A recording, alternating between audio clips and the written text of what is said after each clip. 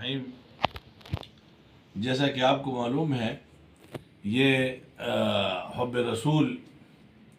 Conference ہے جو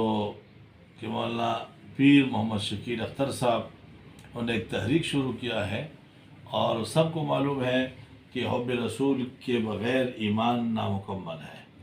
اور حب رسول ہی واحد ایک چیز ہے جو قرآن پر عمل کرنا، رسول اللہ صلی اللہ علیہ وسلم کی تعلیمات پر عمل کرنا، اس کے بغیر ممکن نہیں۔ تو 26 نومبر بروز اتوار صبح 10 بجے نشتر ہال پشاور میں بہترین ایک کانفرنس ہے، جس میں مختلف علماء کرام، مولانا حسن صاحب جو لاہور ختم نبوت کے امیر ہے، اور علامہ سید کفیل شاہ سے، مفتی کفایت اللہ سے، سب کے نام لینا تو مشکل ہے، بہت سارے علماء کرام ہیں۔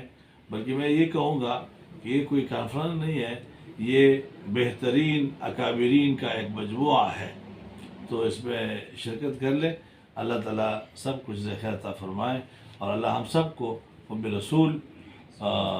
کا ذوق نصیب فرمائے، حب رسول نصیب فرمائے، اور جو بھی یہ خدمت کرتے ہیں اللہ تعالیٰ ان کو حب رسول نصیب فرمائے۔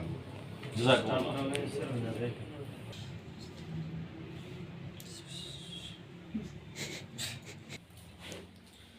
السلام علیکم ورحمۃ اللہ وبرکاتہ۔ ہمارے حضرت مولانا ڈاکٹر منظار مردانی صاحب دامت برکاتہم العالیہ جو خلیفہ مجاز ہیں، حضرت اقدس سید مختار الدین شاہ صاحب دامت برکاتہم العالیہ، ہمارے بھائی عرفان صاحب آئے تھے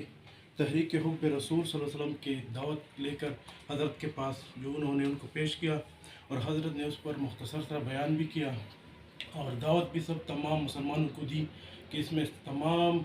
اکابر کا ایک گلدستہ ہے جو اس میں شامل ہوئے ہیں۔